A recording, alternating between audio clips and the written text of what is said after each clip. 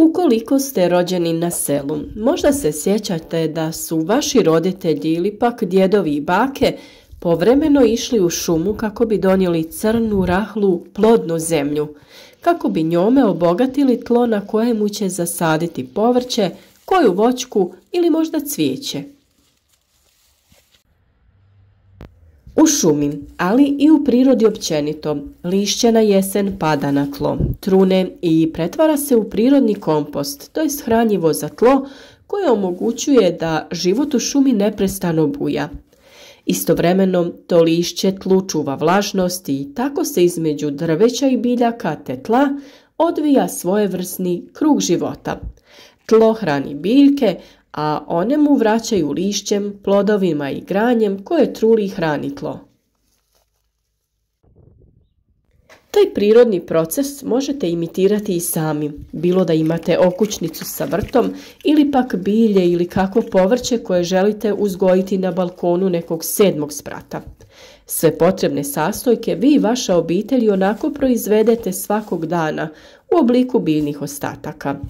Pa zašto ih ne iskoristiti kao sirovinu koja će se kompostiranjem pretvoriti u dragocjeno gnojivo ili supstrat za sadnju?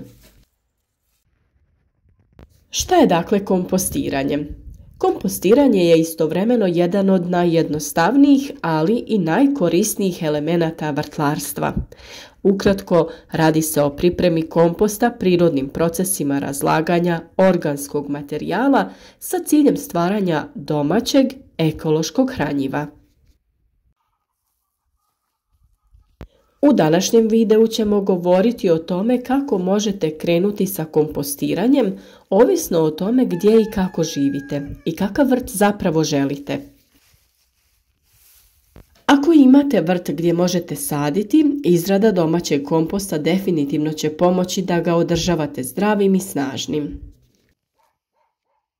Ukoliko imate kompostište, dobre su šanse da već imate spreman kompost. Njega nanesite na očišćene gredice u sloju od nekoliko centimetara. Ukoliko još nemate svoj kompost, ovog će vam puta poslužiti i stajsko gnojivo.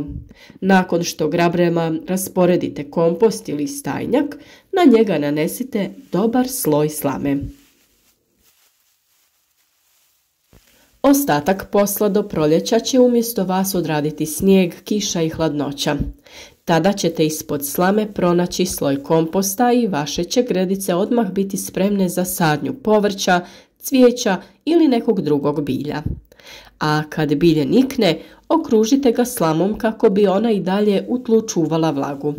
Taj se proces naziva malčiranje. O tome neprestano pričamo kroz naše video savjete i uvijek preporučujemo. A sada nešto o tome kako napraviti kompostište. Ukoliko po prvi put radite svoj kompost, prvo što vam je potrebno naravno jeste kompostište.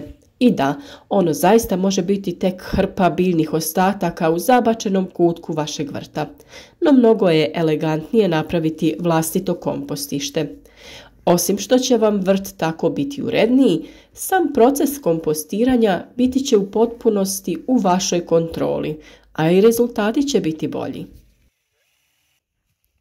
Ukoliko vam prostor to dopušta, napravite kompostište zapremine 1 kubnog metra.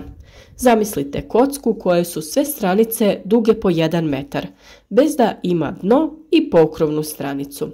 Najjednostavnije ćete ga sagraditi tako da nabavite drvene letvice malo duže od 1 metra, te ih posložite i spojite naizmjenično rebrasto, kako bi kompost na svim razinama bio lijepo prozračen. Dakle, ponešto letvica, čekići, čavli ili bušilica i šerafi su sve što će vam biti potrebno. Također, vrlo korisne vam mogu biti i palete koje ćete samo pričvrstiti. Kompostište svakako pozicionirajte na zemljano tlo, ne na beton ili nekakvu drvenu ploču. Poželjno je da bude u sjeni, a ne na izravnom suncu, no isto je tako bitno da nije na mjestu gdje se nakon kiše dugo zadržava voda. Mi smo napravili 3 odjeljka našeg kompostišta, no o tome ćemo nešto kasnije. A sada idemo o pripremi komposta. Prirodne sastojke za kompost vrlo jednostavno dijelimo na zelene i smeđe. Zeleni sastojci su pokošena trava, korov, ostaci povrća, zeljaste vrtne biljke i kuhinski otpad.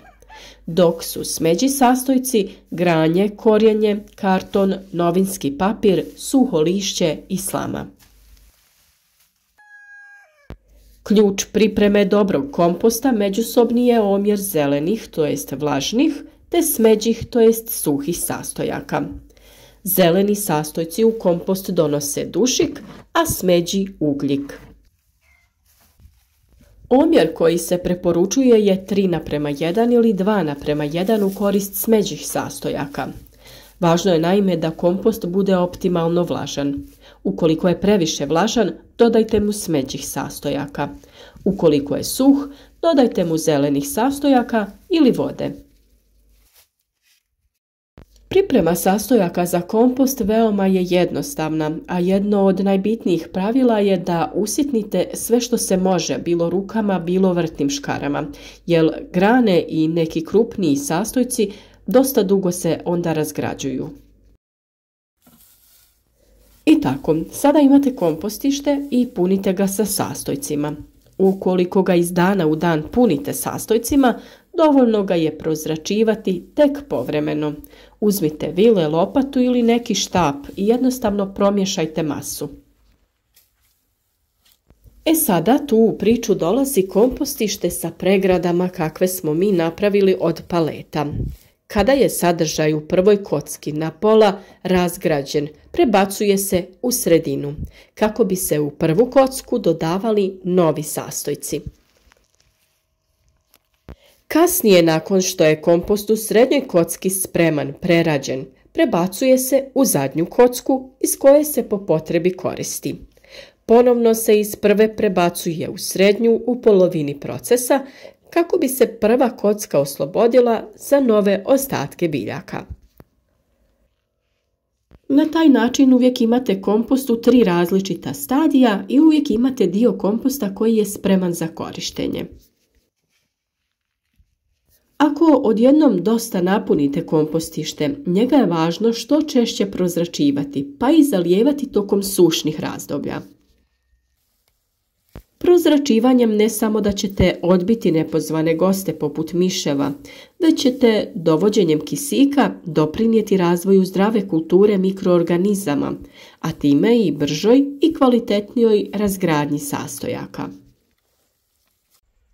Nešto ranije smo spomenuli najbitnije zelene i smeđe sastojke komposta. Postoje dakako i stvari koje ne biste trebali stavljati u kompostište. To su meso, riba, kosti, časopisi u boji, otpaci od kućnih ljubimaca i bolesne biljke.